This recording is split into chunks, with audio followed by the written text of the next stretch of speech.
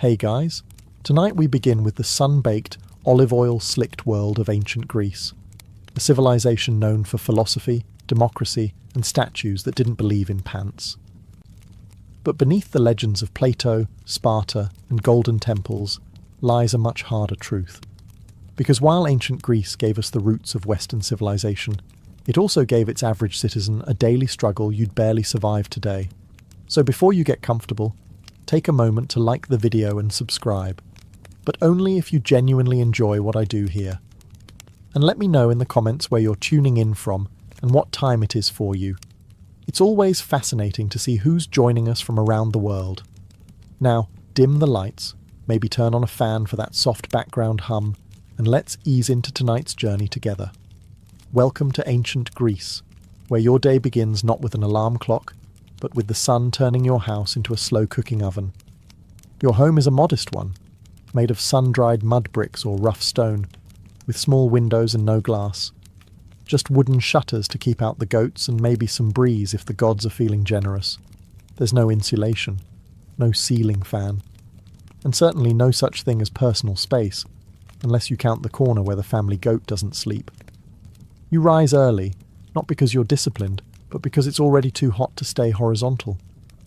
In the summer, the stone walls absorb heat like a sponge, and by sunrise, your little house is radiating it back into your bones. In winter, those same walls turn into a freezer, and you're basically wrapped in a sheet hoping not to become a statue of frostbite. You probably slept on a thin mat or a straw-stuffed mattress. No pillows, just a rolled-up cloak, or maybe your arm. If you're lucky, the lice left you alone last night. But probably not. There's no running water. So your morning routine involves either walking to the public fountain or, if you're rural, hauling water from a nearby well. You carry it in clay jars balanced on your shoulders, while silently praying you don't trip and shatter a week's worth of back pain on the ground. To get clean, you don't bathe in the morning. That's saved for the end of the day, if at all. You might splash your face, rub some olive oil on your skin, then scrape it off with a strigil, a curved metal blade.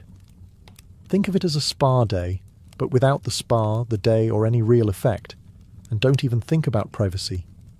Your family lives in the same room.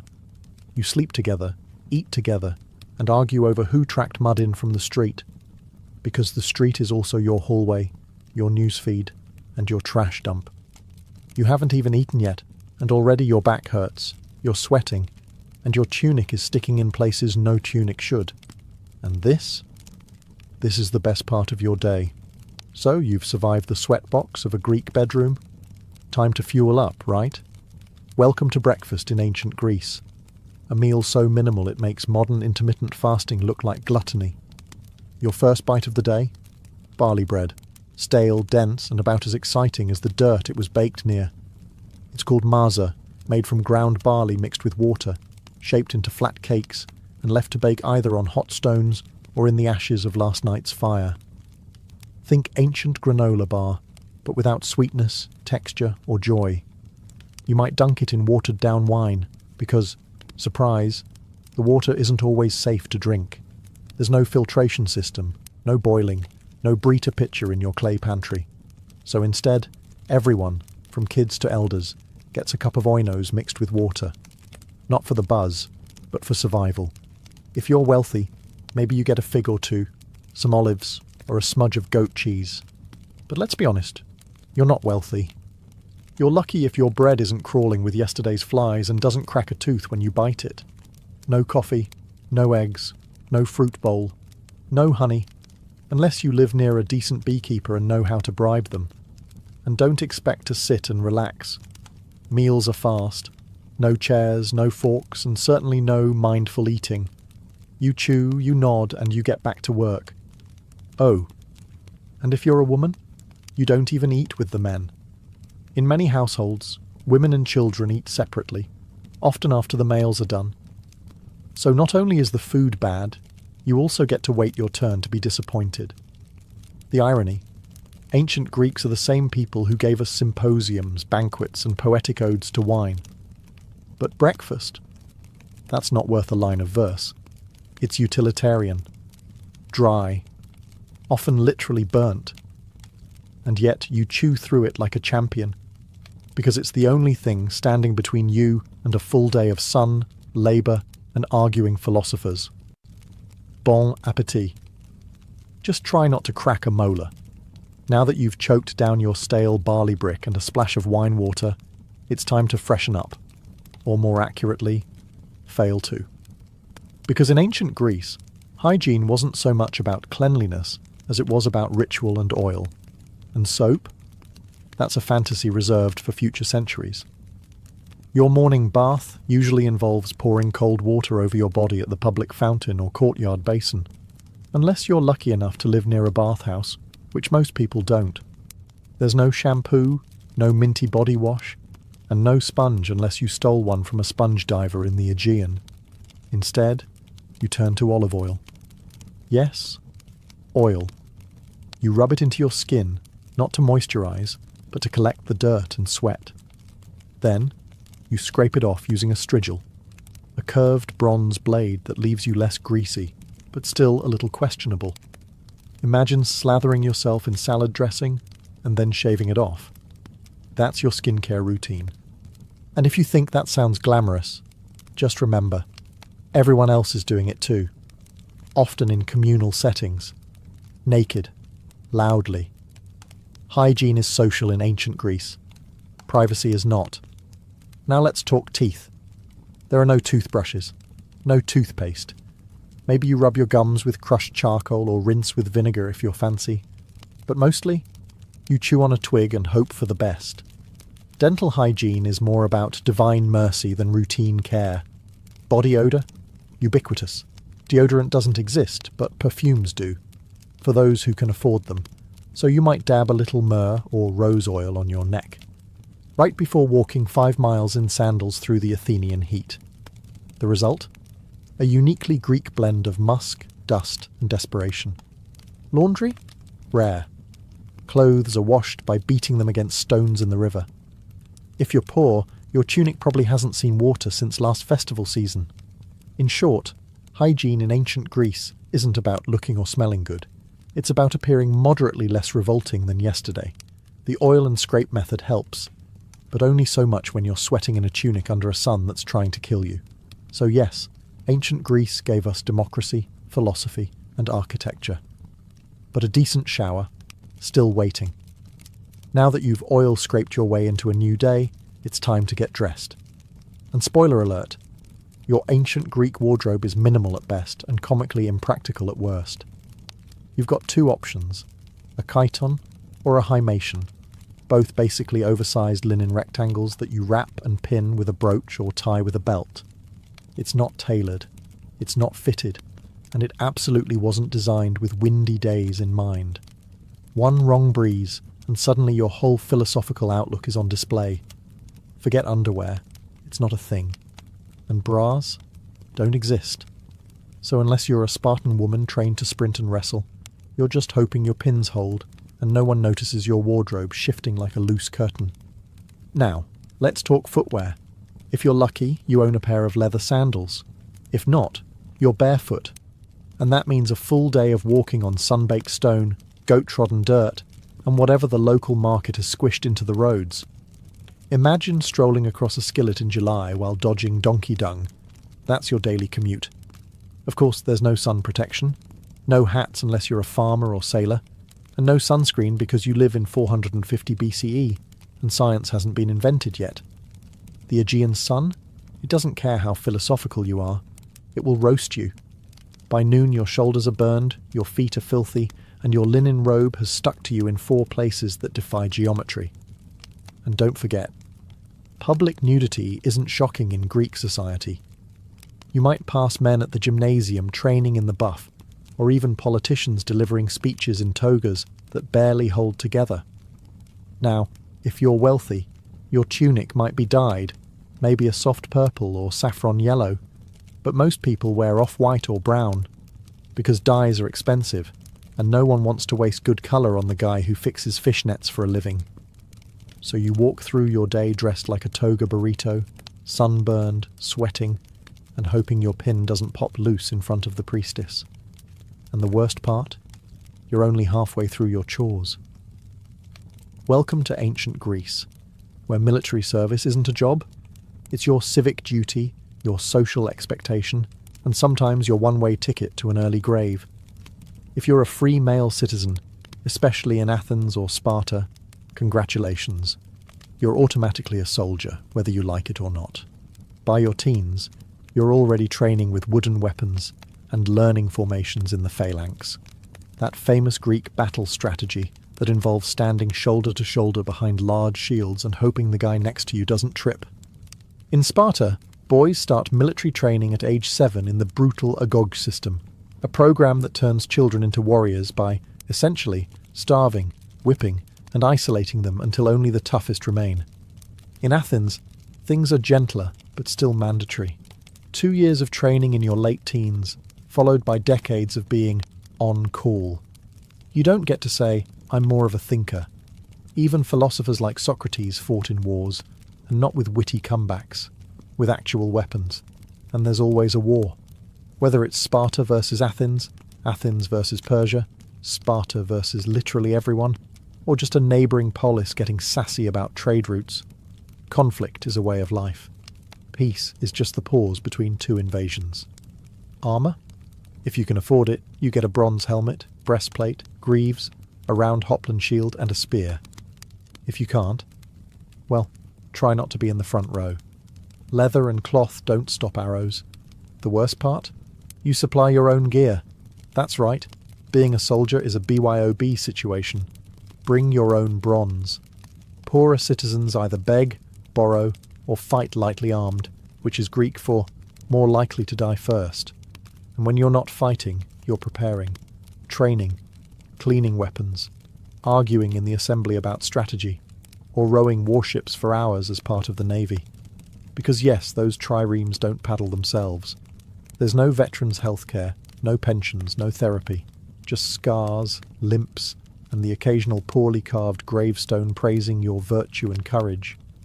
If you think life as a man in ancient Greece sounds rough, just wait until you hear about being a woman. In most Greek city-states, especially Athens, women had fewer rights than a pile of decorative urns. You couldn't vote, couldn't hold office, couldn't own land outright, and rarely appeared in public without a male escort. In fact, if people saw you out too often, they might start whispering that you were a courtesan or worse, a Spartan. Let's start with your daily routine. You wake up before sunrise to start the chores. You spin wool, weave cloth, grind grain, fetch water, bake bread, manage the slaves, if your household has any, and raise the children. You're the household CEO, but one without pay, respect, or days off.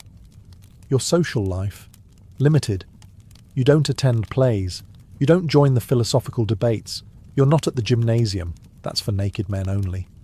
You're confined mostly to the gynoeceum, the women's quarters, and your contact with the outside world consists of glimpses through latticework windows. Education? If you're lucky, you might learn to read a bit, but mostly you're trained in domestic duties. Philosophy? Rhetoric? Geometry? That's for the boys. Your job is to marry well, have sons and stay invisible while doing it.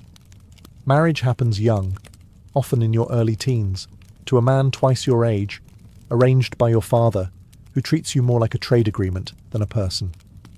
Love is optional. Dowries are mandatory. And when you do have children, your primary value becomes your womb. Now, Sparta was the exception. Spartan women were famously more liberated. They were educated, exercised in public, and could own property. But before you envy them too much, remember, their freedom came from a state-sponsored obsession with warfare and eugenics. Your main job as a Spartan woman? Give birth to strong warriors or face disgrace. And if your husband dies? You can't inherit much. You can't remarry without permission, and your options shrink faster than your social circle. You're stuck, legally, socially, and often physically. So yes, the Greeks worshipped powerful goddesses, Athena, Artemis, Hera, but real women. They were expected to stay quiet, stay home, and stay out of sight. Ancient Athens is hailed as the birthplace of democracy, and yes, technically that's true. But before you get too excited, let's be clear, you probably wouldn't qualify to participate. In fact, the majority of people living in Athens were completely excluded from the democratic process. To vote in the Athenian ecclesia, assembly, you had to be male born to Athenian parents, a citizen, over 18. That means women, foreigners, called metics, slaves and children, who made up nearly 90% of the population, had no political voice whatsoever. That's not democracy for the people. That's democracy for a very specific club of sunburned men in sandals. If you met the criteria, though, you didn't just vote, you were expected to participate constantly. Laws were proposed, debated, and passed in huge assemblies of thousands of citizens. There were no career politicians. Every eligible man was part legislator, part jury member, and part overconfident amateur. You could even be randomly chosen to serve in powerful positions, like running the treasury or serving on a jury, through a lottery system. Which sounds thrilling until you remember there were no qualifications. Your fishmonger might oversee military logistics one day. Your uncle, who still believes in sea monsters, might judge a murder trial tomorrow. And if someone got too powerful, too popular, or just annoyed people the wrong way, ostracism. Once a year, citizens could write a name on a broken piece of pottery, an ostracon, and vote to exile that person for 10 years. No trial, no defence. Just go away, you're getting too famous. And yet, despite its flaws, Athenian democracy was revolutionary. It gave ordinary men a voice, well, some ordinary men, and laid the groundwork for future political systems. But make no mistake, it wasn't fair, and it wasn't inclusive. If you were a woman, silenced. A foreign-born resident who paid taxes, silenced. A slave building the Parthenon, definitely silenced. A philosopher who asked too many questions, possibly executed. Democracy was born in ancient Greece. But if you'd shown up expecting equal rights and inclusive politics, you'd have been escorted out of the assembly and told to bring your own ostracon. In ancient Greece, slavery wasn't just accepted, it was expected. Even modest households had at least one slave. Not because the family was wealthy, but because slavery was so deeply woven into society that it felt as normal as sandals and sunburn. The idea that someone might not own another human being, practically unthinkable. Slaves weren't a specific race or ethnicity. They came from conquered lands, Thracians, Scythians, Syrians, and even fellow Greeks from the wrong city-state at the wrong time. Some were born into slavery, others were prisoners of war, a few were kidnapped and sold. It was a thriving, brutal market, and business was always good. If you lived in Athens, your slave likely did everything. Cooked your meals, fetched your water, cleaned your home, cared for your children, carried your shopping, and stood silently during dinner. Some even handled business affairs or managed the household while the citizen owner lounged at the symposium, sipping diluted wine and debating abstract concepts like justice. Irony level, maximum.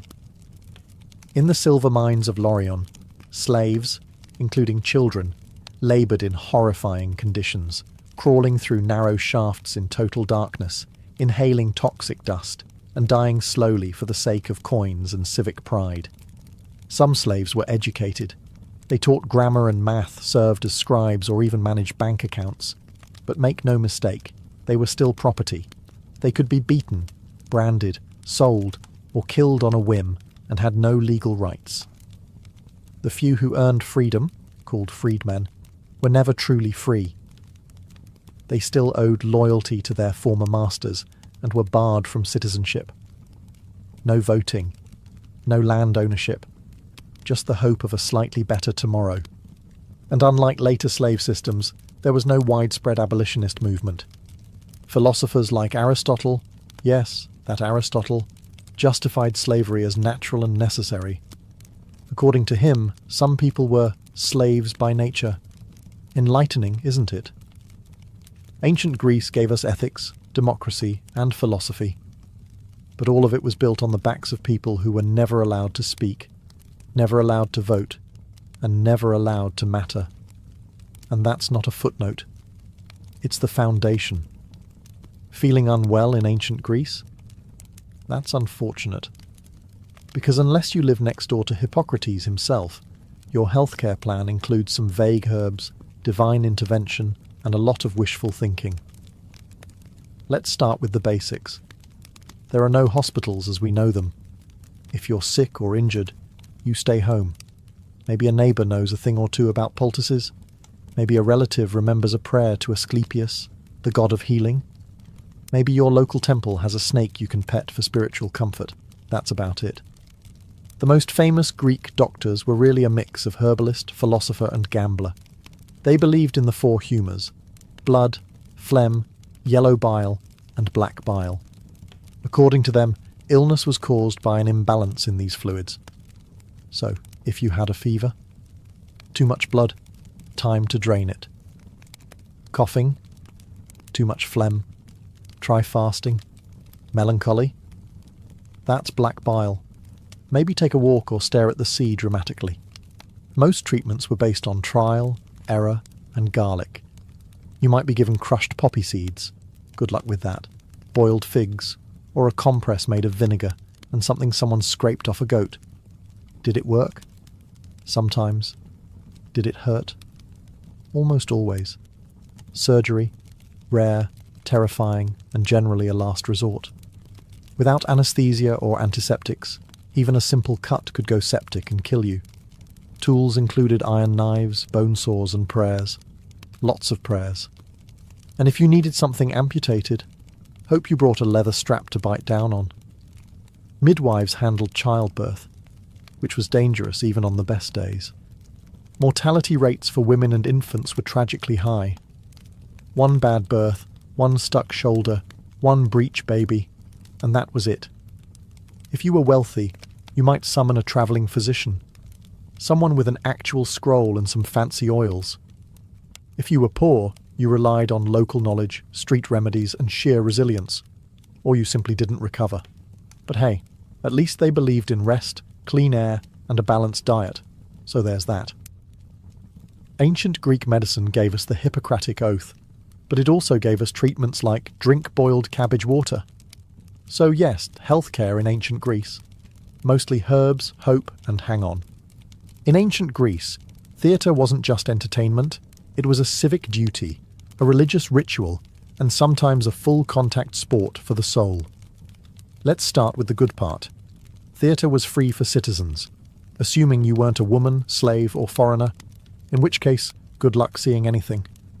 You'd file into an enormous open-air theatre carved into a hillside, like the great Theatre of Dionysus in Athens, shoulder to shoulder with thousands of other sweaty citizens. And you'd be there all day. Seriously, all day. The Dionysia festival ran from dawn until night, with back-to-back plays, tragedies, comedies, and satyr plays. No intermission, no snacks, and certainly no bathroom breaks, unless you counted a bush on the hillside.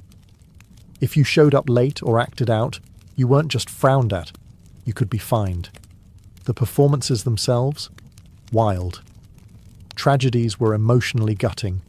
Murder, madness, war, gods destroying families because of one bad decision made 3 generations ago. You didn't come to laugh, you came to weep in unison. Then came the comedies, which weren't exactly light-hearted family fare. These plays mocked politicians, philosophers, entire cities, and bodily functions with stunning precision. Imagine if Saturday Night Live and a college debate had a baby, then dressed it in a giant phallic costume and sent it on stage. Actors wore towering masks, platform shoes, and exaggerated costumes. All male, of course, even for women's roles. The chorus sang, danced, and shouted commentary, like an ancient Greek version of Twitter, only louder and wearing tunics. And this wasn't passive viewing. The audience was loud. They booed, hissed, threw things, and argued mid-performance. Theatre was democracy with stage lights. If the play offended you, you let them know. If it moved you, you shouted, wept, and maybe re-evaluated your life. At the end of the festival, A jury voted on which playwright won. Imagine spending 3 days crying over Orestes, only to find out some bawdy comedy with a talking pig god took the prize. That's ancient Greece for you. So yes, in the theatre, you were never just watching, you were participating, and possibly throwing olives. So you've survived your tragic all-day theatre binge. Now you wander into the agora, the bustling heart of the city, and stumble right into a man wearing a cloak, holding no shoes, and asking strangers, "What is justice?" Welcome to philosophy. It's everywhere, and it's not optional. In ancient Greece, particularly in Athens, philosophy was the local sport, and the champions were names we now associate with world-changing ideas. Socrates, Plato, Aristotle. Back then, though, they were just eccentric men who talked a lot and made other people feel stupid. Take Socrates. The man made a career out of asking questions that led nowhere and dismantling people's confidence in their own opinions. You might be minding your own business, buying olives or petting a stray goat, and he'd appear, "Do you believe in truth?" I guess. What is truth? Cue 3 hours of mental spiral and a desire to move to Sparta. He never wrote anything down. His student Plato did that. But Socrates left a lasting impression, partly because Athens eventually executed him for being too annoying. Officially, it was corrupting the youth and not believing in the gods. But let's be honest, he probably just wouldn't stop asking questions during dinner. Philosophy wasn't a cosy academic hobby. It was loud, confrontational, and weirdly athletic. Debates happened in public spaces. They were spontaneous, intense, and often ended in hurt feelings or deep existential crises. No microphones, just voices, hands, and enough ego to fill the Parthenon. And if you thought you could just watch, think again. Philosophers loved drawing in random bystanders. You didn't walk past Plato's academy. You were absorbed into it. You said one thing slightly wrong and suddenly became the day's example of unexamined life. Even kids weren't safe. Aristotle tutored Alexander the Great, a teenager who later conquered half the known world. Imagine your high school civics teacher handing you a globe and saying, "Go fix this." So yes, philosophy gave us logic, ethics, science, and political theory. But in ancient Greece, it also gave you a headache, a crisis of identity, and a 70% chance of being publicly humiliated by a man in sandals. So, you've made it in ancient Athens. You're well-spoken, clever, politically active. People like you. Maybe too much. That's your first mistake. Because in Athens, being too popular could get you kicked out of the city for 10 years. Not arrested, not fined, just gone. This wasn't a conspiracy or a backroom deal. It was built into the system. It was called ostracism, and it was perfectly legal, perfectly public, and perfectly terrifying. Once a year, the citizens of Athens would gather to decide whether to hold an ostracism vote. If enough people agreed, everyone wrote the name of a person they wanted exiled on a broken piece of pottery called an ostracon.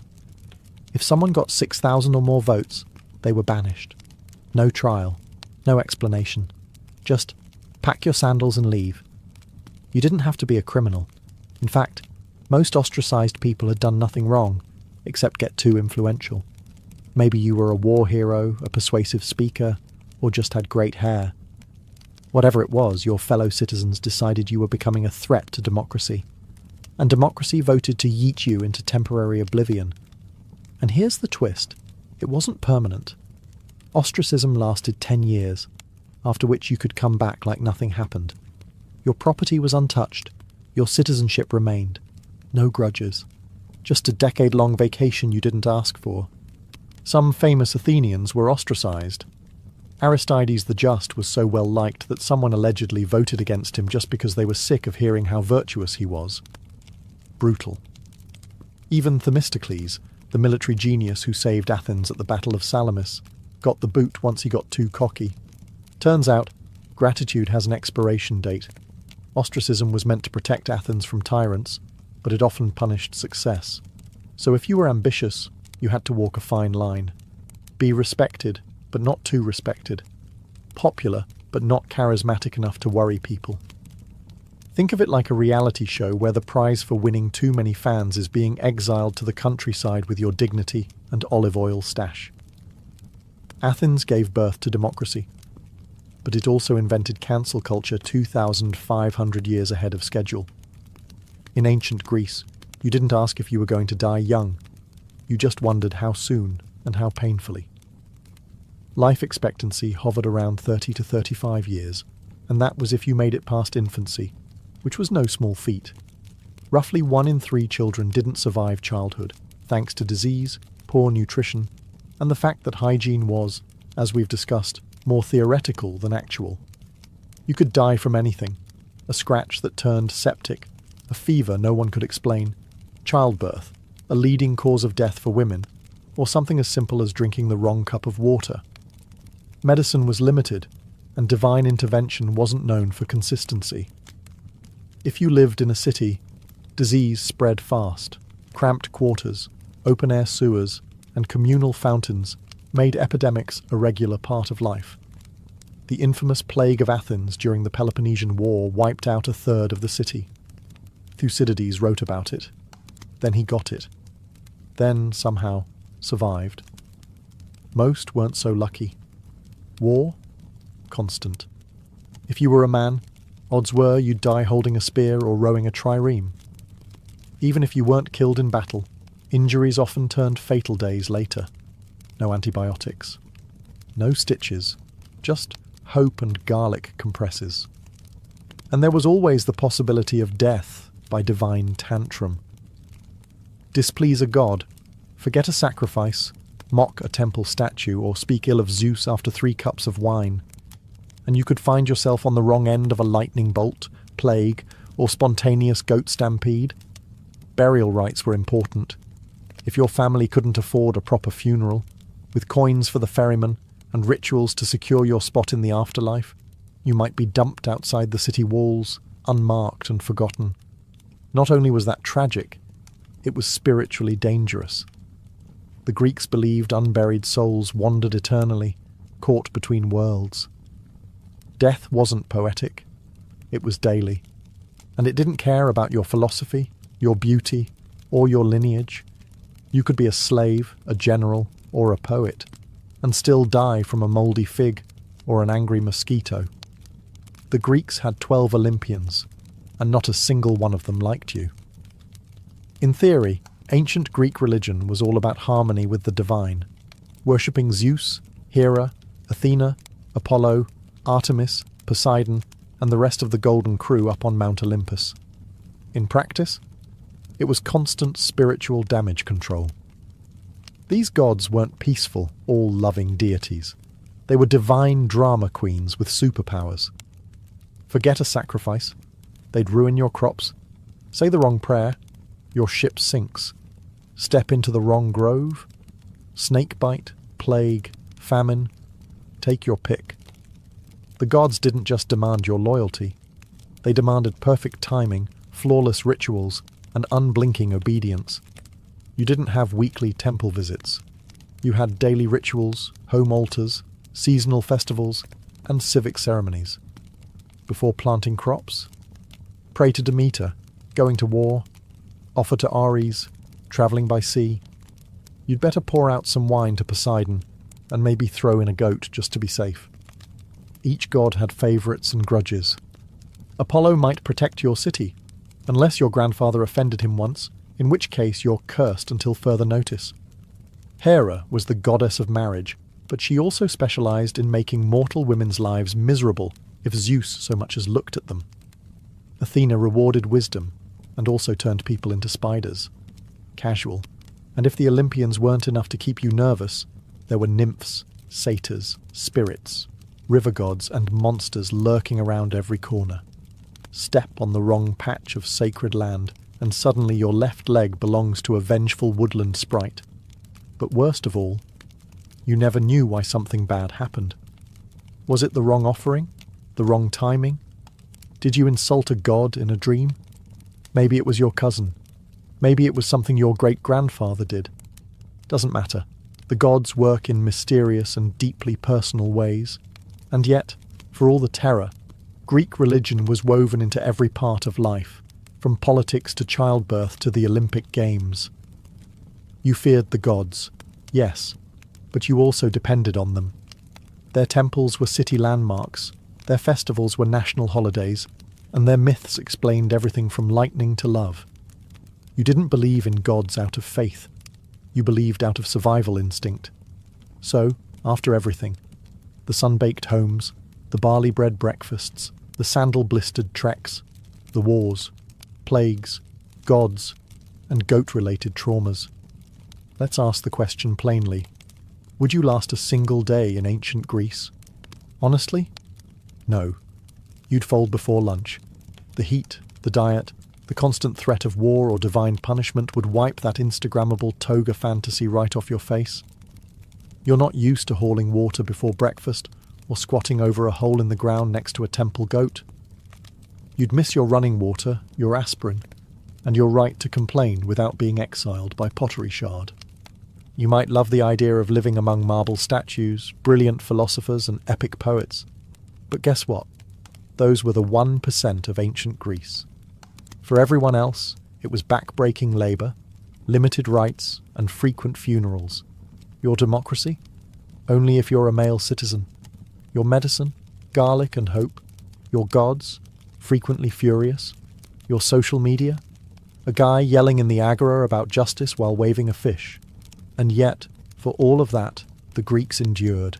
They built temples that still stand, wrote plays we still perform, debated ideas we still wrestle with, and laid the groundwork for everything from astronomy to ethics.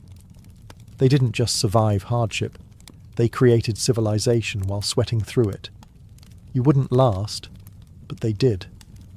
Not because life was easy, but because they found ways to make meaning in a world full of chaos. They questioned everything, fought constantly, wrote beautifully, died young, and still, somehow, shaped the modern world. So no, you probably wouldn't make it past your first sunstroke, goat bite, or unsolicited philosophy lesson in the street.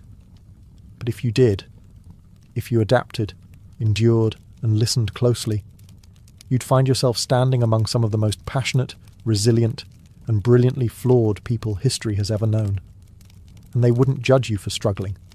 They'd just hand you a tunic, point to the amphorae and say, "Good, now carry that up a hill." It began with a death and a betrayal. Prasutagus, king of the Iceni tribe in what is now eastern England, had played the Roman game well. He had walked a tightrope for years, ruling as a client king under the shadow of Rome. He had wealth, autonomy, and peace, so long as he stayed useful to the empire. But when he died around 60 AD, he left behind a will that was meant to protect his people. He named the Roman emperor as co-heir alongside his 2 young daughters, hoping this gesture of loyalty would secure their safety and sovereignty. He was wrong. Rome did not honour the will. Rome didn't negotiate. Rome took. Without hesitation, the Roman authorities annexed the Iceni kingdom outright.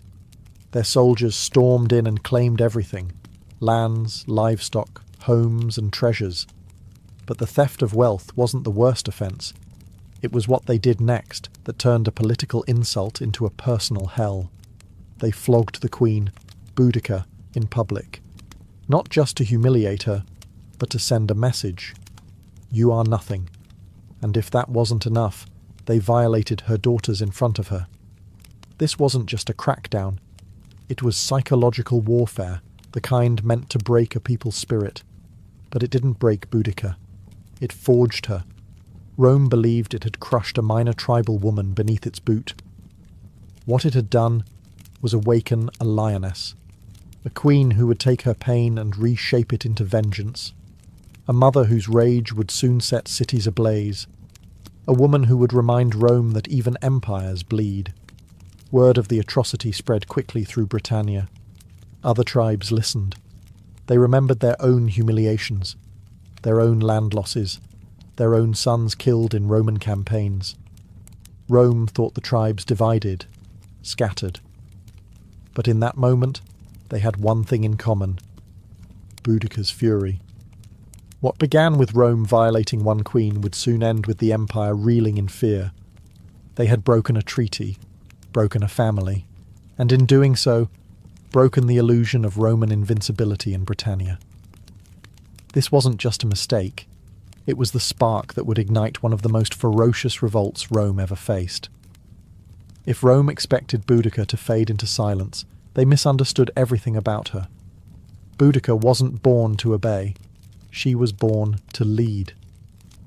Described by Roman historians, who rarely complimented their enemies, as tall, fierce, with flaming red hair cascading down to her waist and a voice that sliced through crowds like a war horn.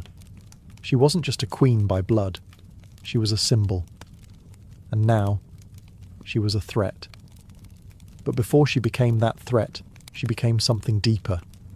A mother, with nothing left to lose. Roman brutality had tried to erase her dignity, her children's future, and her people's pride. But Boudica refused to be a victim. She understood what Rome feared most wasn't an army. It was unity. And so she began to forge it, one tribe at a time. First, the Trinovantes. They had once been powerful before Rome crushed them under taxes, land seizures, and slave labour. When Boudica spoke, she didn't speak like a diplomat. She spoke like a warrior mother, scarred but unbroken. She reminded them of their ancestors, of their gods, and of the earth they no longer owned. Her pain was their pain, her rage theirs too. Then the other tribes began to listen. The Corieltauvi, the Cornovi, even some of the Brigantes. Her cause was no longer about vengeance. It became a holy mission, to cleanse Britannia of Roman arrogance. She didn't promise safety, she promised glory, and death with honour, if it came to that, and they followed her. Because she did not stand behind her warriors, she rode among them, spear in hand, hair loose to the wind, eyes locked on the future. She called out the names of the raped, the enslaved, the executed. She summoned gods like Andraste, the Celtic war goddess, as her witness. And her warriors believed her when she said the gods would fight with them. She had no formal military training, no Roman strategy scrolls, but she had something deadlier. Righteous fury, sharpened by betrayal, guided by purpose. And the land itself seemed to shift under her command. This wasn't rebellion, it was resurrection. The Queen Rome thought it had broken was now the spearhead of a movement that would soon make the empire tremble. And she was just getting started. The Roman eagle had long soared over Britannia, but now the winds beneath its wings were changing. Boudica's fury wasn't a wildfire, it was a storm building with terrifying purpose. And storms need fuel. That fuel came from the thousands of Britons who had waited years, generations even, for someone to defy the empire. Someone to speak not in Latin, but in blood and iron. She gave them that voice. It started with war councils held under sacred groves and moonlit hills. Boudica didn't sit on a throne. She stood in the dirt with her people. She listened to the anger of tribal elders, to the sorrow of mothers, and to the chants of druids who saw omens in the sky. They all spoke of one truth. Rome had pushed too far. Now it was time to push back. Warriors from the Trinovantes brought spears, slings, and ancient battle chants. The Iceni added cavalry, swift riders with wild hair and war paint, fierce and fearless. Other tribes joined with axes, blades, and torches. Even women took up arms, inspired by their queen. This wasn't just an army forming, it was a resurrection of Celtic identity. But Rome had trained legions, professional soldiers, armoured, disciplined, and lethal. Boudica had to make up for that with numbers, knowledge of the land, and something Rome could never teach: hatred forged in humiliation. Soon, Boudica's army swelled to tens of thousands. Farmers became warriors, hunters became assassins. Former Roman slaves and mistreated tribal allies switched sides. These weren't soldiers who fought for pay. They fought for memory, revenge, and the right to raise children without chains. She gave a speech, her first of many, Roman historians would later record her words, albeit with their bias. But what echoes through time is clear. She vowed to win or die. There would be no surrender, no submission, no turning back. Then came the first target, Camulodunum, once a British stronghold, now a Roman colony littered with temples, statues, and villas. The temple of Claudius stood as an insult, a shrine to the emperor who had conquered them. To Boudica and her warriors, it was not sacred. It was a provocation. And it would be the first to fall. The tribes were no longer whispering rebellion. They were marching toward it, armed with fury, and led by a queen who refused to kneel. Camulodunum never stood a chance. The once proud Roman colony had become a symbol of everything Boudica's people despised. Its streets echoed not with tribal chants, but with Latin commands.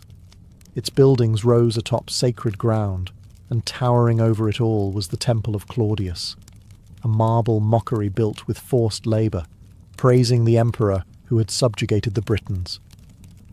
To Rome, it was a monument. To Boudica, it was a target. She gave the order. What followed wasn't a siege, it was an execution. Her army descended like a tidal wave. Roman settlers, many of them veterans who had bullied and taxed the local tribes, were caught off guard. The city had no proper walls. The few Roman soldiers stationed there were poorly prepared, expecting peace, not war. They tried to hold the temple, barricading themselves inside, believing it could endure a siege. It didn't. Within 2 days, Boudica's forces breached it. The streets ran red. They spared no one. Men, women, and children were slaughtered. Boudica's war wasn't just military, it was personal. Her warriors destroyed Roman statues, burned villas, and turned their rage onto the very symbols of occupation. The temple was set ablaze, its roof collapsing in a firestorm that lit the sky for miles. Survivors were rare, and those who did escape carried tales of horror that chilled Roman blood. The fury wasn't random. It was deliberate. These were people who had seen their homes taken, their gods mocked, their daughters sold. Now they were reclaiming what had been stolen, with interest. Roman officials sent pleas for help to Governor Suetonius, who was hundreds of miles away in Wales, suppressing another rebellion. But by the time he heard of Camulodunum's fall, it was already ash and smoke, a colony destroyed, its citizens dead, and the flame of rebellion rising higher.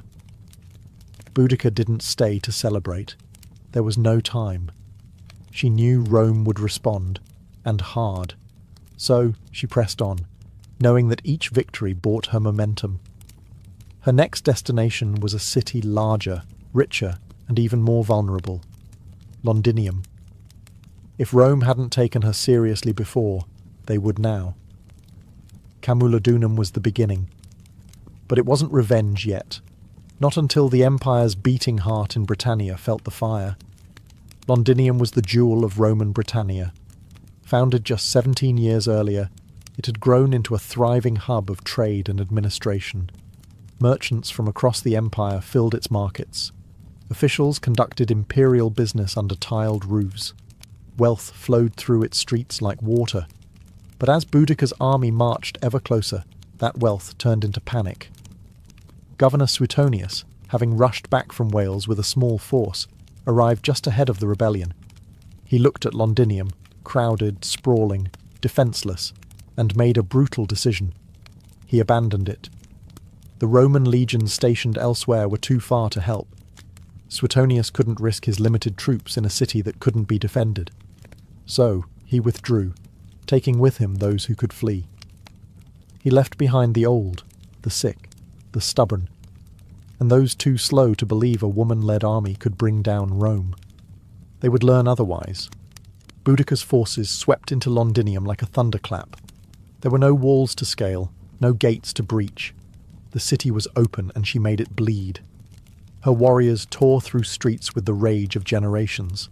They didn't loot, they didn't occupy, they eradicated. The killing was systematic. Roman citizens were dragged from their homes. Entire families were butchered. Some were impaled, others burned alive in temples. No quarter was given, and no Roman symbol was spared. Villas were torched. Warehouses exploded into flame. The rising smoke could be seen from miles away, curling black against the British sky. This wasn't just a slaughter, it was a statement. The message, Rome is not invincible. Contemporary Roman sources, like Tacitus and Cassius Dio, estimated that tens of thousands died. Some accounts say the brutality exceeded even what occurred at Camulodunum. To Roman minds, this was not just a rebellion, it was apocalypse. And through it all rode Boudica. She did not hide behind commanders. She led. On chariot, flanked by her daughters, she watched as the empire's pride crumbled beneath her. This wasn't senseless violence. To her, it was justice for what Rome had done. To her family, her people, her land. And she wasn't finished. Because ahead of her stood another Roman centre, Verulamium, and beyond that, Rome's full retaliation. Rome had faced rebellions before. It had fought wars across continents, but never had it seen anything quite like Boudica. She wasn't a general trained in tactics. She didn't speak Latin. She didn't wear polished armour. Yet she had burned 2 Roman cities to the ground and butchered thousands, citizens and soldiers alike.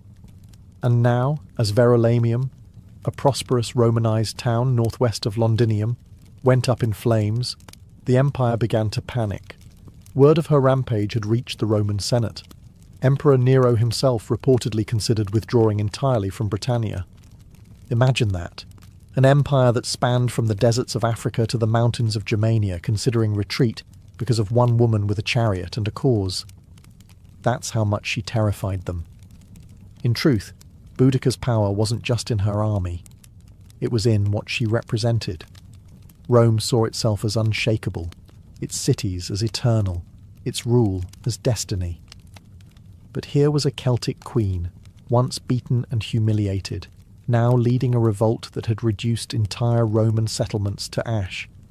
Every new city she burned wasn't just a tactical victory, it was a psychological blow. Verulamium followed the same fate as Camulodunum and Londinium. It was rich, Romanized, and completely unfortified. Boudica's warriors slaughtered the inhabitants, destroyed temples and levelled Roman infrastructure. Archaeological evidence today still shows a thick layer of ash beneath the modern town, a fire that raged with such intensity it left a scar in the earth. But here was the paradox. With each victory, Boudica's war machine grew heavier. Her army swelled, but supply lines thinned. Organisation faltered. Drunk with success, some tribes grew careless. And Rome, known for its resilience, was regrouping. Governor Suetonius wasn't idle. He had retreated, yes, but not surrendered. He began gathering reinforcements, pulling battle-hardened legions from across the province. He sought the high ground, studied the terrain, and prepared for one decisive battle. Still, even with Roman strength rebuilding, there was one lingering fear in every soldier's heart. Could they stop her? Because Boudica wasn't just waging war, she was rewriting the story of conquest. And she was proving, city after burning city, that Rome could bleed and queens could strike back. The final confrontation was coming, and the empire held its breath. The fire had spread as far as it could. Now, the storm had to face steel. Governor Gaius Suetonius Paulinus had chosen his battlefield carefully. He wasn't just any Roman officer. He was a survivor. While Boudica's warriors celebrated their victories, Suetonius was calculating.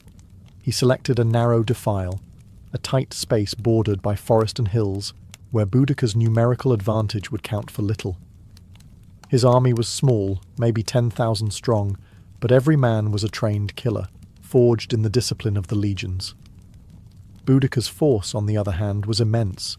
Some sources claim up to 200,000 warriors marched under her banner. But they weren't soldiers. They were farmers, blacksmiths, tribal chiefs, and freedom seekers, inspired but undisciplined. armed with fury, but not formation. They believed numbers would crush Rome like a tide. They were wrong. As Boudicca's army approached, she gave one last speech, standing atop her war chariot, flanked by her daughters. She reminded them of their suffering, of the floggings, the rapes, the stolen lands, the burnt homes. She called upon the goddess Andraste, invoked the ancestors, and vowed either victory or death. Her warriors roared in response. They believed the gods would carry them. Then the battle began. The Britons charged. They filled the field with a primal fury, but Suetonius held firm. He let them come close, packed tight in the narrow terrain. Then, with perfect timing, he unleashed the Roman counterstrike. Spears flew in tight formation, shields locked. Gladi, short Roman swords, cut deep into the confused mass. Wave after wave of Britons crashed into an iron wall, and each time they broke. Then the Romans advanced, step by step, disciplined, precise, merciless. Behind the Britons, wagons and families had followed the army, expecting to witness Roman defeat. Instead, they became a fatal obstacle. The warriors couldn't retreat. Panic set in. The narrow battlefield turned into a slaughter. When the dust settled, it was over. Tens of thousands of Britons lay dead. The rebellion was shattered. The empire had bent, but not broken. Boudicca had thrown everything at Rome, and though she lost the battle, the memory of her stand would echo louder than the clash of swords. Her final fate would remain a mystery, but her legend was already immortal. The battlefield was silent, the roar of war replaced by the moans of the dying. Boudicca had lost, not just a battle, but a war she had set ablaze with her own hands. The ground was soaked with the blood of her people, and the ashes of their dreams drifted into the cold Britannic air. And Boudicca, she was nowhere to be found. There are no eyewitness accounts of her final breath, no clear details of her death. Roman historians offer conflicting stories.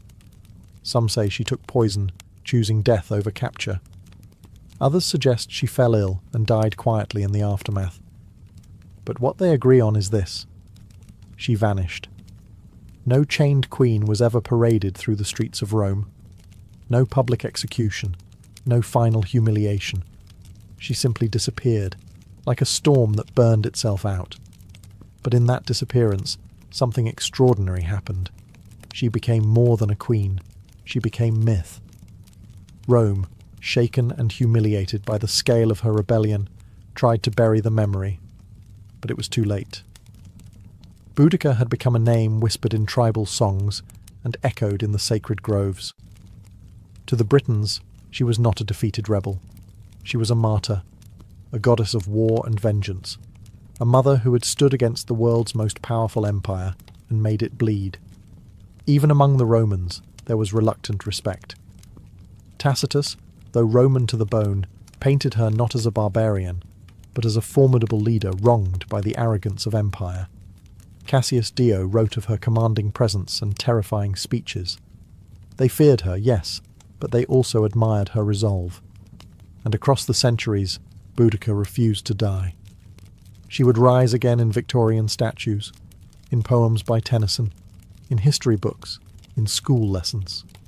She became a symbol of defiance, especially to women who saw in her story a fire that couldn't be extinguished. Her chariot, spiked wheels tearing across time, became a vehicle of resistance. And so, though her body may be lost to history, her voice never left. It rides with the wind. It screams in the fire.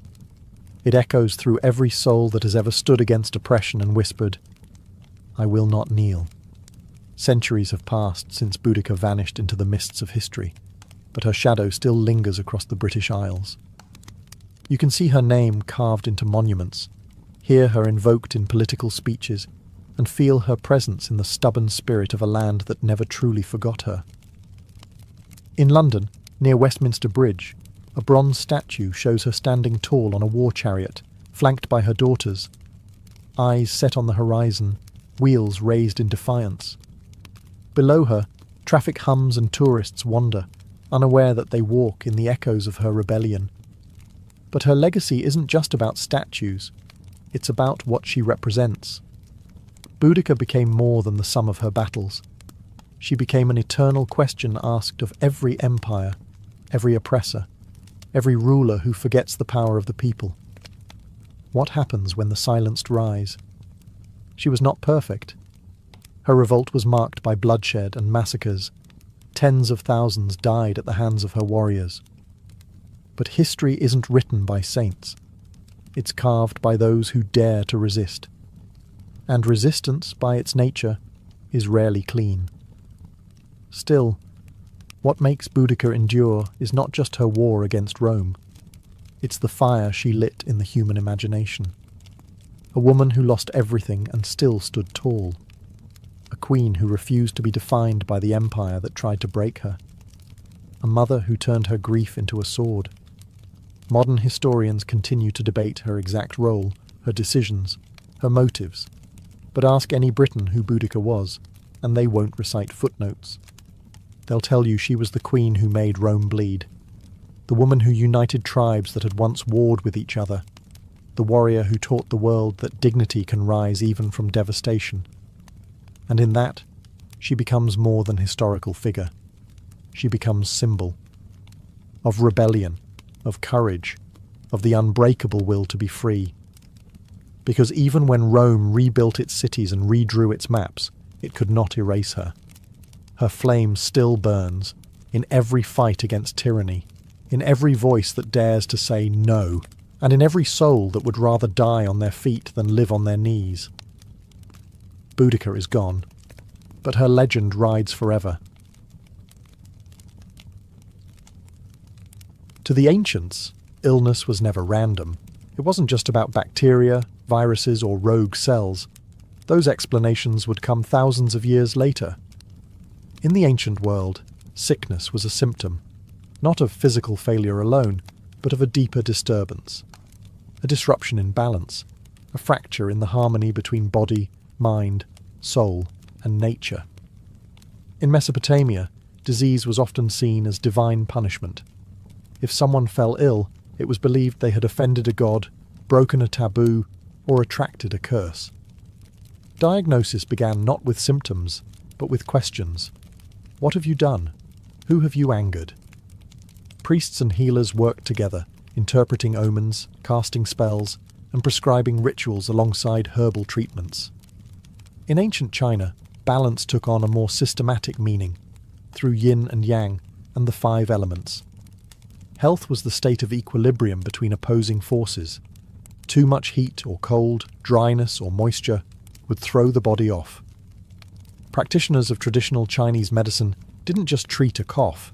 They asked when it started, what time of day it worsened, what emotions accompanied it. Healing was holistic. Herbs, acupuncture, and dietary changes were all tools to rebalance the inner cosmos. In Greece, the physician Hippocrates rejected the idea of gods punishing people with disease, yet he too saw health as harmony. His theory of the 4 humours, blood, phlegm, yellow bile, and black bile, dominated Western medicine for centuries. Each humour was linked to a temperament and an element. An excess or deficiency of one would cause both physical symptoms and personality shifts. A melancholic person, for instance, was said to have too much black bile. Across cultures, one thread remained the same.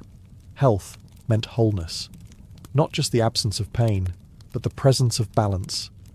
Whether it was the Ayurvedic concept of doshas in India, or the belief in spiritual possession in African healing traditions, ancient people understood that the human being was not isolated. We were part of nature, and nature, when disturbed, pushed back.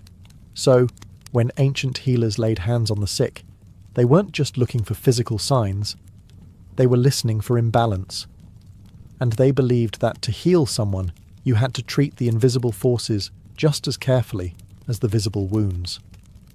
In the land of pyramids and pharaohs, medicine was both science and sorcery. Ancient Egyptian healers, called SWNW, were not merely physicians. They were sacred intermediaries between the body and the divine. Their medical practices were surprisingly advanced, and yet deeply entwined with ritual and magic. To the Egyptians, the body could bleed, bruise, and break. But its ailments were never purely physical. The spirit, the gods, and even the afterlife played a role in every sickness. Much of what we know comes from medical texts like the Ebers Papyrus, dated around 1550 BCE. This ancient scroll contains hundreds of remedies for everything from toothaches to tumours. Egyptian doctors performed surgeries, set fractures, treated infections, and drained abscesses with copper tools sterilised by fire. They knew how to check pulses, how to observe urine and faeces for diagnosis, and how to use a wide variety of herbs, many still in use today. But no treatment began without the blessing of the gods. Thoth, the god of wisdom, was believed to have gifted humanity the secrets of healing. Sekhmet, the lion-headed goddess of war and plague, was both feared and prayed to. She could unleash epidemics or grant recovery. Spells were often recited over a patient as herbs were applied. Words held power. Incantations weren't empty phrases. They were medicine in sound form. One of their greatest tools was honey. It was used as an antiseptic long before bacteria were understood. Wounds were bandaged with it, sometimes combined with resin or lint. Garlic and onions were prescribed for heart health. Castor oil served as a laxative. Even mouldy bread was pressed into infected wounds, a primitive antibiotic, centuries ahead of its time. Egyptian doctors treated not only commoners, but also royalty. Their skills were respected across borders. Neighbouring civilizations would seek out Egyptian physicians for difficult cases. They were, in a way, early specialists. Some focused on the stomach, others on the eyes, or even on spiritual afflictions. But in all their knowledge, there was no separation between the physical and the sacred. A fever might come from the Nile's mosquitoes, or from an angry ghost. Healing the body meant pleasing the gods, purifying the soul, and restoring divine balance. To the ancient Egyptian, a healer's true role wasn't just to cure the illness. It was to restore cosmic order. Long before modern medicine emerged, India was already writing its own story of healing, one that viewed the human body not as a machine, but as a reflection of the cosmos. This ancient system is known as Ayurveda, a Sanskrit word meaning the science of life. Rooted in the Vedic tradition, Ayurveda is more than just a medical practice. It's a philosophy, a way of living in harmony with nature, seasons, and spirit. Central to Ayurveda is the concept of three doshas, Vata, Pitta, and Kapha. Each represents a unique combination of the five elements: earth, water, fire, air, and ether. Vata governs movement, Pitta controls transformation, like digestion, and Kapha manages structure and stability. Everyone is born with a unique balance of these doshas. Illness, according to Ayurveda, arises when this balance is disturbed, by poor diet, stress, environment, or lifestyle. Ayurvedic texts like the Karaka Samhita and Sushruta Samhita date back over 2,000 years. These detailed manuals offer not just herbal remedies, but guidance on surgery, obstetrics, psychology, and even ethics for physicians. Charaka focused on internal medicine, promoting prevention as the first line of defense. Sushruta, meanwhile, is remembered as a pioneer of surgery, describing over 300 surgical procedures and more than 120 surgical instruments, many carved from wood or metal. One of his most astonishing techniques was rhinoplasty, reconstructing a nose using a flap of skin from the patient's cheek or forehead. This wasn't cosmetic. It was often used to restore faces mutilated as punishment. Thousands of years before Western medicine caught up, Sushruta had already set the stage. But Ayurveda's strength lies in its holistic approach. Healing the body is inseparable from healing the mind and soul. Treatments include herbal medicine, yoga, breathing exercises, pranayama, oil massages, abhyanga, and meditative fasting. Plants like turmeric, ashwagandha, neem, and tulsi weren't just food. They were medicine, purifiers, and protectors of life force. An Ayurvedic healer might treat a fever not just with herbs, but by adjusting your sleep schedule, examining your emotional health, and cleansing your digestive fire, or Agni. Ayurveda teaches that you are not separate from nature. You are nature. And when you fall ill, it is nature's call to return to balance. In ancient China, health was never just about flesh and bone. It was about energy. The invisible, vital force called qi, pronounced chi, flowed through every living being, and the key to wellness was ensuring that qi moved freely, without blockage or excess. This foundational idea would shape one of the oldest continuous medical systems in the world, traditional Chinese medicine, or TCM. To understand illness, ancient Chinese physicians first had to understand nature itself. They observed the rhythms of the seasons, the phases of the moon, the behavior of animals, and the turning of the cosmos. From these patterns emerged two core principles: yin and yang, and the five elements: wood, fire, earth, metal, and water. Yin and yang represented balance in all things. Yin was cool, dark, passive, internal. Yang was hot, bright, active, external. Every organ, emotion, and function of the body was classified under these opposing but complementary forces. Health, then, was a dynamic balance between them. A fever wasn't just a rise in temperature, it was an excess of yang. Fatigue might signal a depletion of yin. Diagnosis was an art. Physicians didn't rely on tools, they relied on the senses. They examined the tongue, felt the pulse at multiple positions, listened to the tone of the voice, and asked questions about dreams, emotions, and bowel movements. Every detail offered insight into the balance, or imbalance, of qi.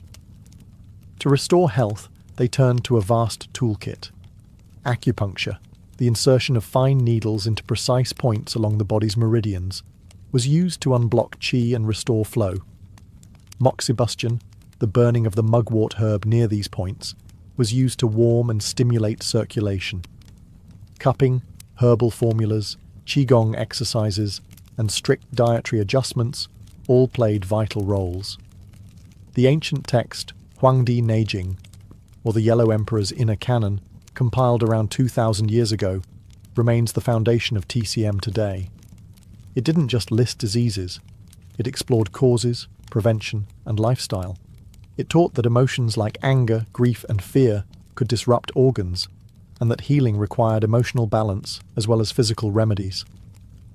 Chinese medicine never separated the person from the world around them. To treat the body, one must treat the climate, the soul, and the unseen energy within. In every heartbeat, the ancients believed, qi was speaking, and the healer's task was to listen. In the temples of ancient Greece and the forums of Rome, medicine began to step away from the divine and into the realm of reason. But even here, the body was still seen as a delicate ecosystem, ruled by balance and temperament. And at the centre of this worldview stood a theory that would shape Western medicine for over 1,000 years: the four humours. Developed by the Greek physician Hippocrates, and later expanded by Roman doctors like Galen, the theory proposed that the human body was governed by four fluids: blood, phlegm, yellow bile, and black bile. Each humour corresponded to an element: air, water, fire, and earth, and to a specific temperament. A healthy person had these fluids in balance. Illness? It was simply the result of too much or too little of one. If someone was feverish and aggressive, they might have excess yellow bile, a choleric imbalance. A sluggish, pale patient could be suffering from an overload of phlegm, linked to cold and moisture. Treatment, therefore, focused on restoring equilibrium through bloodletting, purging, special diets, and baths. But the Greeks didn't stop at fluids. They also believed in the healing power of observation and environment.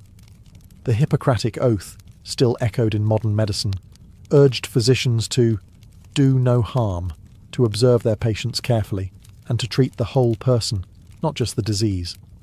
Hippocrates advised his students to consider the seasons, winds, water quality, and even the patient's mood. Healing sanctuaries known as Asclepiae, named after the god Asclepius, dotted the Greek landscape. These were more than hospitals. They were spiritual retreats.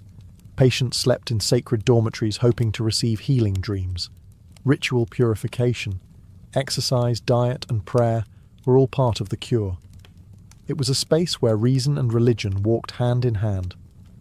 In Rome, medical practice evolved further with the rise of Galen, a Greek physician who served gladiators and emperors. He performed dissections on animals to understand anatomy, wrote hundreds of medical texts, and helped standardize humorism across the empire. Though some of his ideas were flawed, Galen's influence endured for centuries. Greco-Roman medicine, for all its mystical origins, began pushing toward a new idea: that the human body was a system.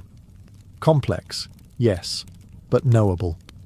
And if understood correctly, it could be brought back into harmony, not through gods alone, but through reason, ritual, and the careful art of healing. Long before written texts and formal schools of medicine, indigenous peoples around the world were healing their communities using a deeper kind of knowledge, one passed down through stories, visions, and hands-on experience with the natural world. For these cultures, medicine wasn't a profession. It was a way of life, woven into daily rituals, seasonal rhythms, and sacred ceremonies. Among Native American tribes, healers were known as medicine men and women, but their role extended far beyond physical treatment. They were spiritual guides, storytellers, counselors, and keepers of ancestral knowledge. Illness was seen as a disruption in the person's relationship with nature, with the tribe, with the spirits, or with themselves. Healing required more than herbs. It required reconnection.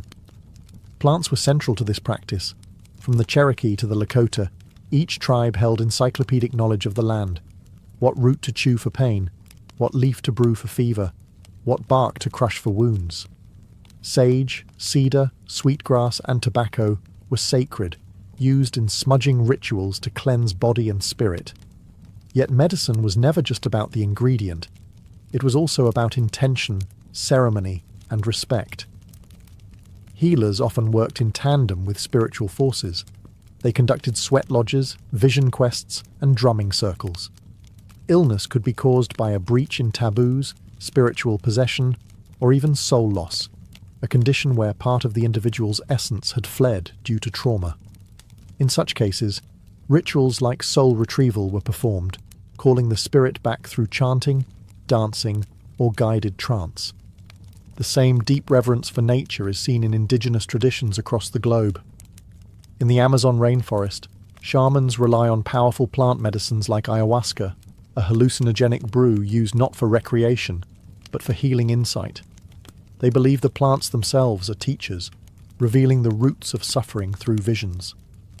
In Aboriginal Australia, bush medicine includes herbs, clays, and rituals passed down through the dream time, the ancestral era that still guides Indigenous identity. Healing here is about balance between body, land, ancestors, and songlines. These systems were never written in books. They lived in the songs, dances, and landscapes of the people. To Indigenous healers, modern medicine may have its machines and laboratories, but the earth has always been the first pharmacy. And healing is not about defeating disease, it's about remembering who we are. Across every ancient civilization, regardless of language, geography, or belief system, there was one constant: the conviction that healing required more than herbs and surgery. It required spirit. Whether illness was seen as divine punishment, soul imbalance, or a breach with sacred forces, ancient people believed that true healing began in the unseen world. And the doorway to that world was ritual. In Mesopotamia, long before the rise of formal medicine, people turned to exorcists and priests to battle illness. Diseases were believed to be caused by malevolent spirits or offended gods. Clay tablets reveal detailed healing rites, where chants were whispered as poultices were applied. Special figurines were buried beneath houses to ward off sickness. Rituals weren't separate from treatment. They were the treatment. In ancient Egypt, no physician worked without invoking the gods. Before applying honey to a wound or bandaging a limb, the healer often recited prayers to Thoth, god of wisdom, or Sekhmet, goddess of healing and wrath. Illness wasn't just a physical attack, it was a cosmic imbalance. Healing meant realigning the patient with Ma'at, the principle of truth, order, and harmony. In many African traditions, healers called Ngangas or Sangomas used drumming, dancing, and divination to diagnose and cure. They spoke with ancestors, summoned spirits, and often entered trance-like states to travel the spiritual realm on behalf of their patients. Herbs were important, but the unseen world was always consulted first. Even in classical Greece, ritual played a role. In the Asclepiaea, sacred healing temples, patients underwent rituals of purification, fasting, and prayer. At night, they slept in enkoimateria, dreaming beneath statues of Asclepius, the god of healing. These dreams were interpreted by temple priests to guide treatment. Ritual wasn't superstition. It was structure. It gave shape to suffering, a language to pain, and a sense that the illness had meaning. Through symbolic acts, people could transform fear into hope, isolation into connection, and chaos into control. And more than that, it reminded them that they were not alone. Even today, science studies the placebo effect, the power of belief, the healing impact of intention. The ancients didn't need the data. They already understood. Sometimes, a word spoken in reverence can heal deeper than any blade, because not all wounds are visible, and not all medicine is made of matter. When we think of ancient surgery, we often imagine crude tools, trembling hands, and unbearable pain. But the truth is far more impressive and more human. Across the ancient world, surgery was practiced with surprising precision. These early healers didn't have anesthesia, X-rays, or antiseptics. But they had skill, courage, and a remarkable understanding of the body, earned through generations of observation, trial, and often brutal necessity. In India, the Sushruta Samhita, written over 2,000 years ago, detailed more than 300 surgical procedures. Its author, Sushruta, is considered the father of surgery. He described techniques for removing tumours, setting bones, repairing hernias, and even reconstructing noses, a form of plastic surgery. His tools were sharp, varied, and carefully categorized: forceps, scalpels, probes, and needles, many made of iron or stone. Sushruta emphasized hygiene, surgical preparation, and the importance of understanding anatomy through dissection. Though this was often limited to animals, his surgical wisdom spread far beyond India, influencing both Islamic and Western practices centuries later. In ancient Egypt, surgical knowledge blended with ritual. Papyrus texts reveal procedures for stitching wounds, treating dislocated limbs, and draining abscesses. Tools like bronze knives, bone saws, and cauterizing rods have been found in tombs. They even practiced trepanation, cutting a hole in the skull to relieve pressure or treat head injuries. Amazingly, many skulls show signs of healing, meaning the patients survived. Trepanation wasn't limited to Egypt. In pre-Columbian Peru, archaeologists have discovered hundreds of trepanned skulls, often from warriors wounded in battle. Some surgeries were shockingly successful. In certain regions, over 80% of patients survived, based on bone regeneration. These early surgeons may have used coca leaves or fermented maize beer to dull pain, along with herbal antiseptics. In the Greco-Roman world, Galen advanced surgical techniques by studying injured gladiators and dissecting animals. His insights into the nervous system and vascular pathways laid foundations for later anatomy. Roman military surgeons treated wounds on the battlefield with efficiency, using cautery, clamps, and ligatures. While surgery was always dangerous, it was also respected. It was the domain of those brave enough to cut into life itself, hoping to draw health from pain. These weren't butchers, they were artists of the blade. And though their knowledge was incomplete, their legacy lives on every time a scalpel is raised in healing, not harm. Today, we live in a world of digital diagnostics, robotic surgeries, and genetic mapping. We can scan a body in seconds and send prescriptions across oceans with a tap. And yet, in the quiet corners of modern medicine, the whispers of the ancient world still echo. You can find Ayurveda in yoga studios, Chinese herbal formulas in pharmacy aisles, and indigenous smudging ceremonies held in hospitals to honour patients' traditions. Medical students still take a version of the Hippocratic Oath, pledging to do no harm, just as their Greco-Roman predecessors once did. In operating rooms, we use precision tools that trace their lineage back to Sushruta's iron instruments. Concepts like holistic care, preventative medicine, and mind-body connection, now cornerstones of integrative health, are rooted in the wisdom of ancient civilizations who saw healing not as a task, but as a relationship. Even modern science has come full circle. Research increasingly confirms what the ancients believed, that stress, isolation, and emotional trauma can weaken the immune system, disrupt sleep, and cause physical pain. Meditation, once a spiritual discipline, is now studied for its effects on brain health. Forest bathing, derived from Shinto and indigenous nature practices, is prescribed for anxiety. And the placebo effect, healing powered by belief, continues to puzzle researchers who once dismissed it. It's easy to see ancient medicine as outdated. Superstition, folklore, primitive guesswork. But when we look closer, we see something profound. A worldview that treated illness not just as a broken machine, but as a disruption in being, a signal that something, somewhere, was out of harmony. And that idea still matters, because medicine isn't only about treatment, it's about meaning, about comfort, about being seen and understood. The ancients knew this instinctively. Whether they used chants, needles, leaves, or blades, they understood that healing was sacred. Today, as we push further into the future of biotechnology, artificial intelligence, and personalized medicine, perhaps we are not leaving the ancient world behind. Perhaps we are returning to it, with new tools, but the same human heart. A heart that still longs for balance, for wholeness, for healing not just of body, but of spirit. Her name drifts through history like a half-remembered melody, Sappho.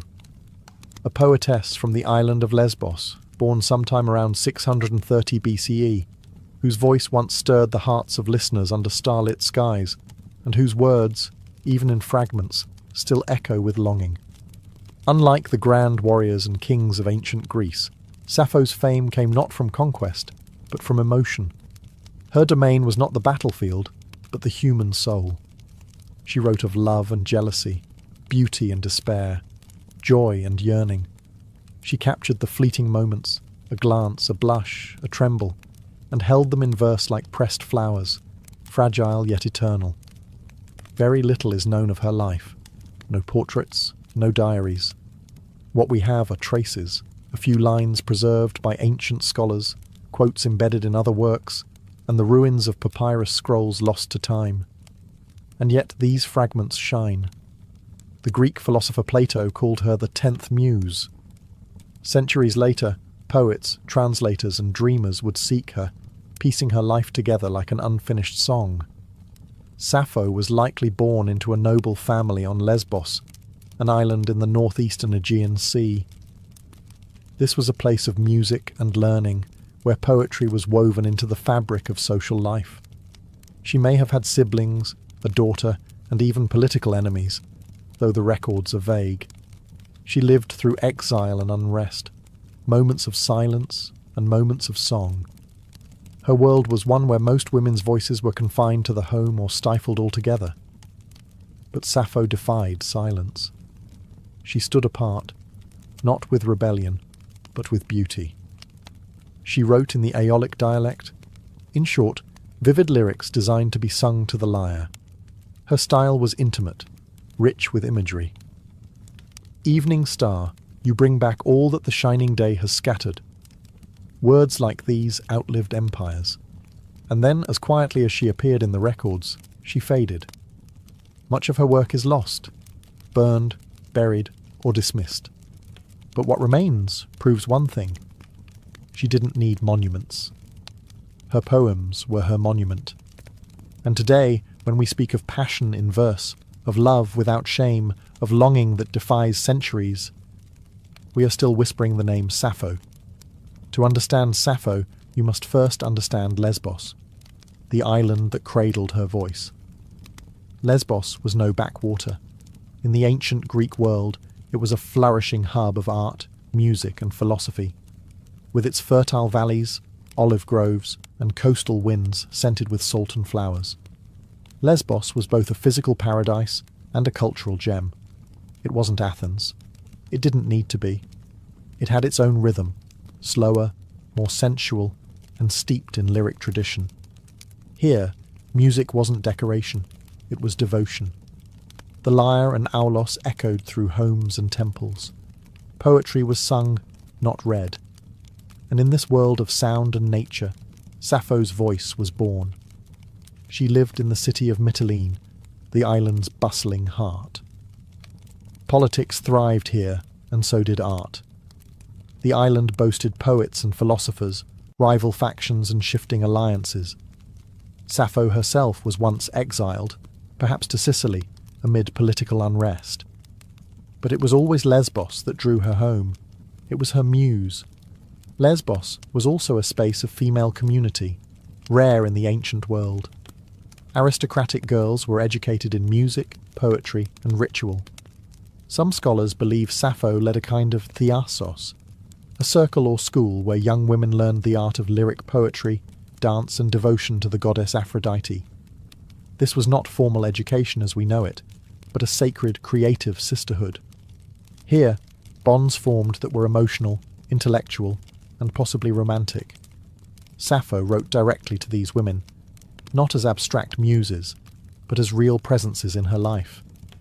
She addressed them by name, mourned their departures, celebrated their beauty, and confessed her love with searing honesty. In one fragment she writes, "I have not had one word from her. I beg you, bring her back to me." These lines don't come from myth or theatre. They come from a lived world, a circle of women singing by lamplight, weaving emotion into song.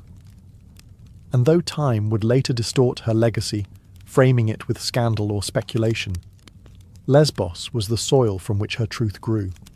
Not just a location on a map, but a cultural cradle of passion, artistry, and female expression. Sappho didn't just live on Lesbos. She became Lesbos, its breath, its heart, its voice.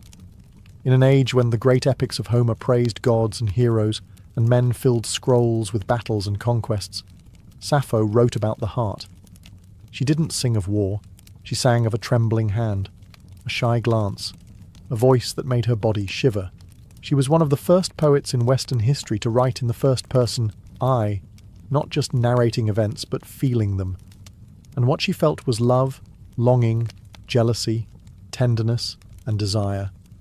Most astonishing of all, she wrote as a woman, to women, about women. In ancient Greece, a woman's voice was often confined to the home, or silenced entirely. Public life, literature, politics, philosophy, these belonged to men. But Sappho stepped outside those walls, not with rebellion, but with rhythm. Her poetry did not demand space, it created its own. A private universe where emotion was not weakness, but power. And within that space, she did something radical. She named the women she loved. She didn't reduce them to symbols. She didn't speak in metaphor alone. She remembered their laughter, their perfume, the way they braided their hair. In one fragment, she describes the sensation of seeing a beloved. He is equal to the gods, that man who sits beside you, who listens to your sweet voice and watches your lovely laughter. Oh, it makes my heart beat fast. Here, Sappho is the onlooker, watching the woman she adores speak to another. Her jealousy is quiet, aching, deeply human. In just a few lines, she captures the full weight of unrequited love, something every listener, then or now, can understand. Her words carried the erotic, but never the vulgar. She wrote of sensuality with the care of a painter, the curve of a neck, the softness of sleep, the way moonlight touched skin. She didn't separate beauty from intimacy. They were one. Because of this, later centuries often misunderstood or censored her. Some tried to erase her queerness. Others mythologized her heartbreak into tragedy. But none of that diminishes the truth of her voice. A woman who wrote honestly, lyrically, and bravely about love. Not in theory, but as someone who had lived it, deeply, openly, and without apology. Sappho didn't just write poetry, she composed music for the soul. Her verses were never meant for silent reading. In ancient Greece, poetry was alive. It was sound, breath, vibration. Sappho's form was the lyric, short and intensely personal, meant to be performed with a lyre, a small stringed instrument cradled in the lap, plucked gently while the voice carried the words like a breeze over the sea. This was the heart of lyric poetry, and it's where the word lyrical comes from. The poetry wasn't epic. It didn't tell long tales of war and gods. It was intimate, emotional, and immediate. The lyric was a whisper, a confession, a love letter sung beneath fig trees or in candlelit rooms. And Sappho was its undisputed master. Her poems were crafted in Aeolic Greek, a regional dialect rich in softness and rhythm. Her preferred metre, now called the Sapphic stanza, flowed with a particular beat. 3 long lines followed by a shorter, punchy one, like a sigh at the end of a longing thought. It was subtle and musical, like the rising and falling of breath during a quiet moment between lovers. She would have performed these songs surrounded by women, students, companions, maybe even priestesses. These gatherings, possibly ritual or educational in nature, were also spaces of freedom, spaces where emotion, song, and body were not fragmented but whole. Through these performances, Sappho trained others in the art of composition, creating not just poems, but a culture. We can only imagine what it sounded like. The soft twang of strings, the clear rise of her voice, the stillness of listeners hanging on each syllable. Many of her poems open not with statements, but with questions or invocations, like the start of a conversation or a prayer. Come to me now, O golden-throned Aphrodite, and free me from hard care. These were poems that reached up, to gods, and inward, to desire. And yet, they feel surprisingly modern. You could set them to music today, and they'd still stir something raw and real. Sappho turned poetry into song. And in doing so, she reminded the world that emotion is music, that every heartache, every thrill of touch or tremble of voice deserves a melody. And hers is one still echoing, centuries later. For every line of Sappho's poetry we have today, dozens, perhaps hundreds, are lost. What remains are fragments, shards of emotion and sound, phrases ripped from their original songs, drifting across time. Some are complete stanzas, others are mere whispers, a single word, a sliver of longing, a closing thought without a beginning. And yet, even these broken pieces pulse with life, like embers glowing in the ash of something once brilliant. Why did so much vanish? Time, war, and deliberate destruction. Sappho's works were once collected into 9 volumes, organized in the famed Library of Alexandria. These were likely copied and recited throughout the classical world. But with the fall of that library, much of ancient literature was lost. Later, as Christian influence rose, many works deemed pagan or immoral were suppressed, neglected, or intentionally burned. Sappho's poetry, filled with passion, especially same-sex love, made her a target. By the medieval period, she became a ghost. Her name survived, but her voice was nearly silenced. Only through quotations by other authors, preserved in grammars, commentaries, or philosophical works, did bits of her poetry escape extinction.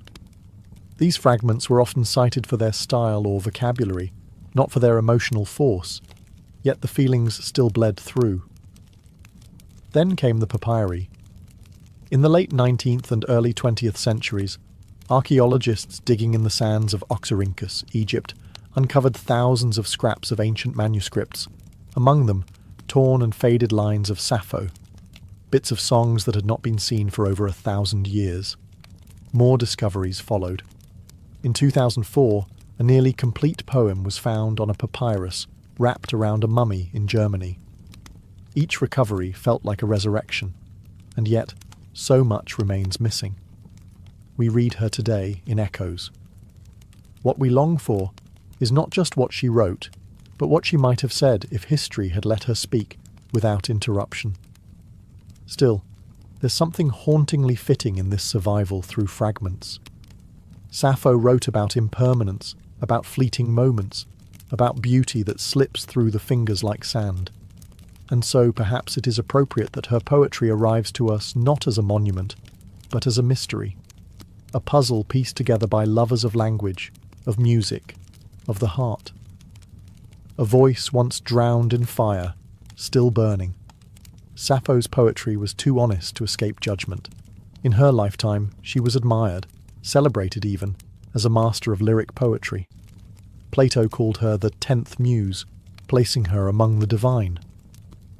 Yet, as centuries passed and cultures shifted, her legacy became twisted, silenced, or scandalized, depending on the times.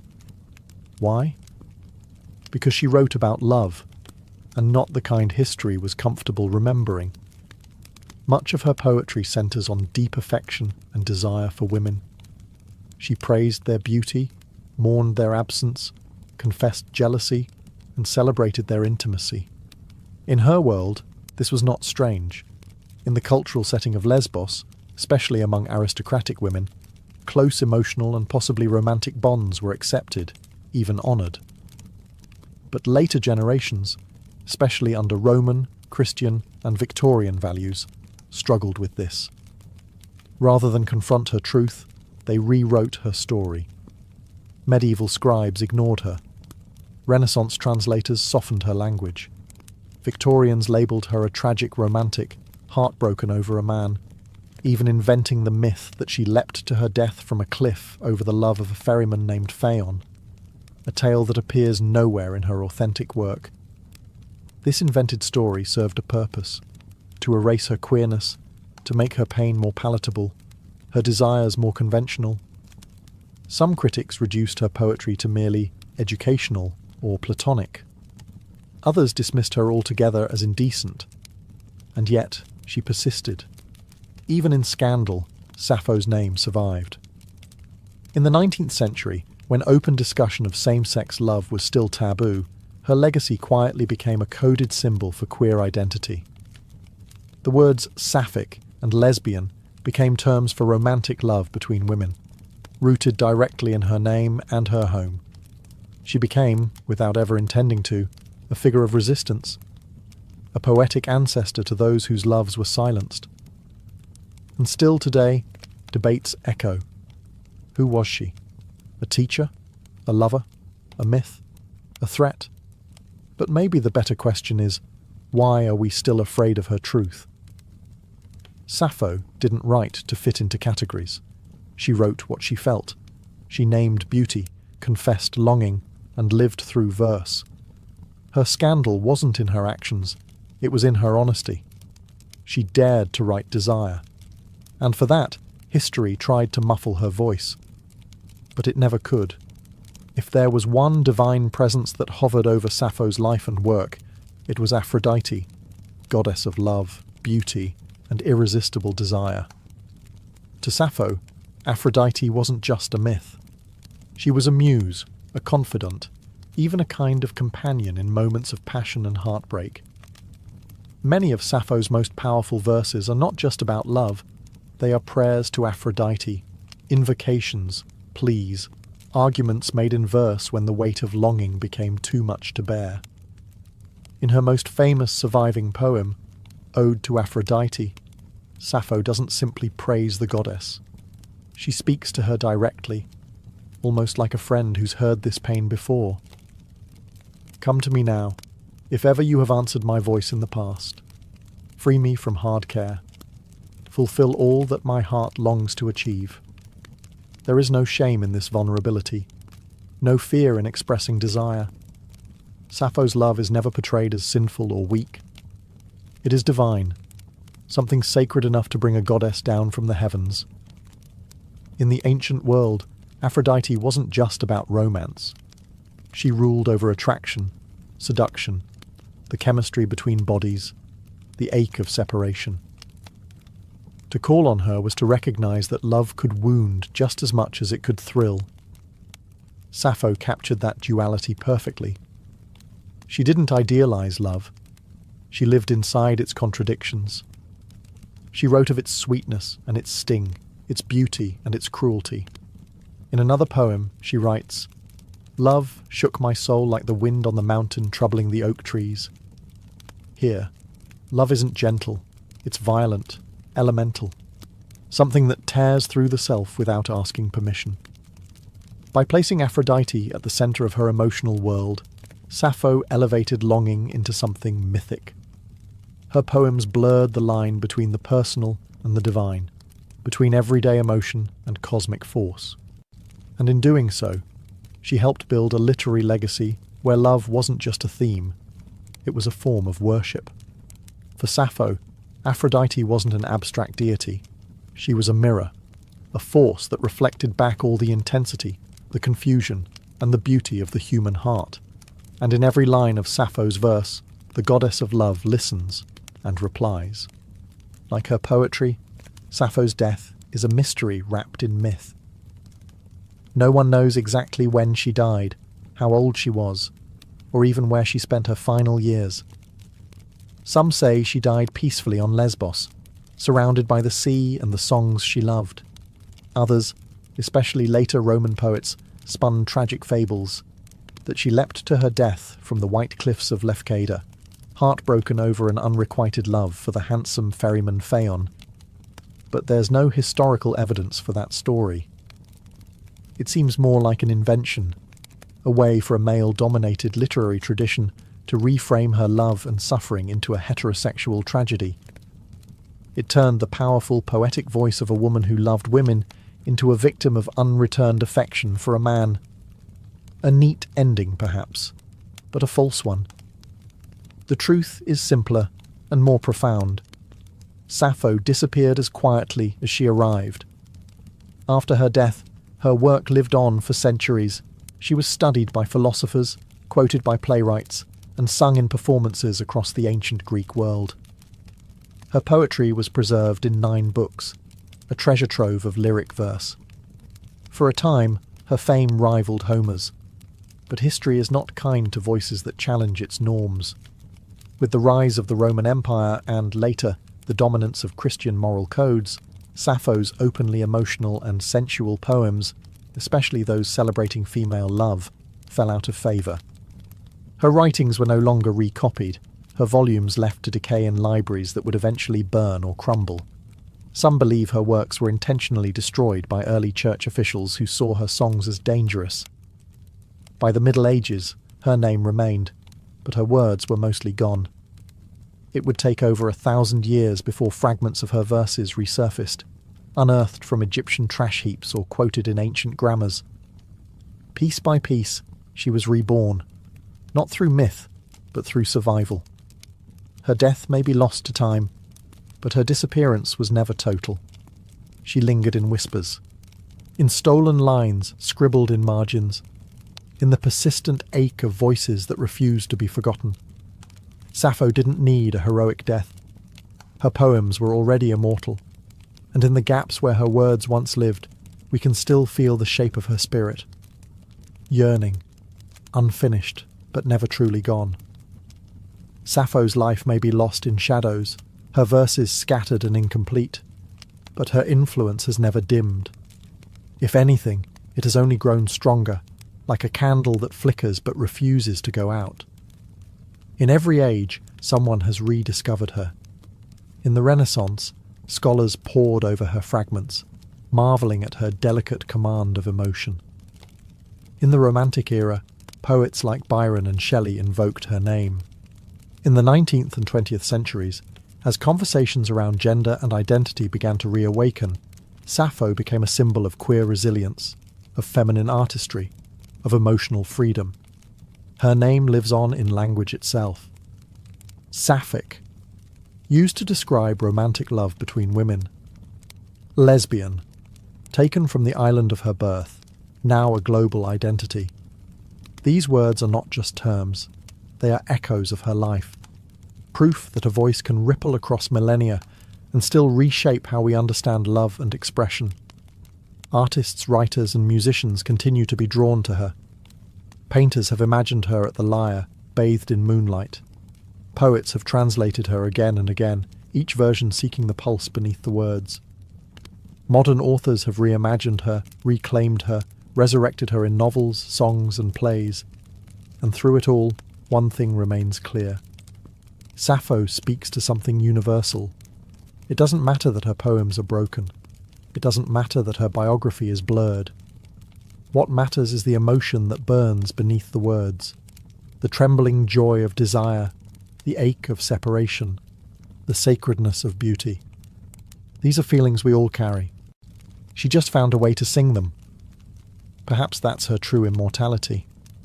Not the marble statues or the scholarly footnotes, but the way a few lines from over 2,000 years ago can still make someone pause, breathe, and feel less alone. Sappho's gift